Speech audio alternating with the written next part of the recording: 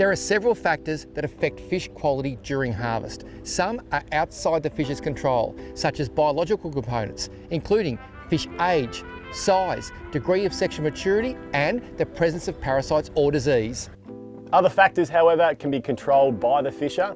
These include the fishing method and technique, how the fish are handled and dispatched, as well as chilling techniques used after capture. The same goes if you're planning to release a fish. What you do and the gear you use make a massive difference to whether a fish will survive.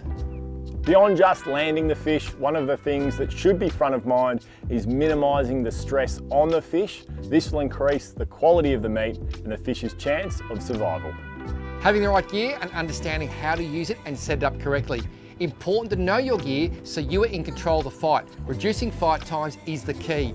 Test your drag so you know just how much pressure you're actually putting on the fish, and your line. Check your line to ensure there's no kinks or weak points. Know your knots and ensure they are tied correctly.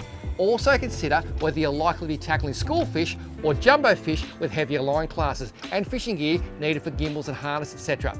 By ensuring you follow these simple steps, we will help avoid bust-offs with long amounts of line hanging from the fish and ultimately ending up in the ocean. And by minimising the fight time to reduce stress on the fish will result in better quality meat with less stress hormones in the blood. Not only that, it increases the chance of a survival if you're releasing. Also consider not using treble hooks, particularly if fishing to release fish. Hook choice is one of the important protocols of being a tuna champion. You'll see the same lures here. This lure has trebles, this lure has singles. Now, singles have so many advantages. Number one advantage, if a treble goes in you, it ain't gonna be pretty. I'd much prefer this one, worst case scenario.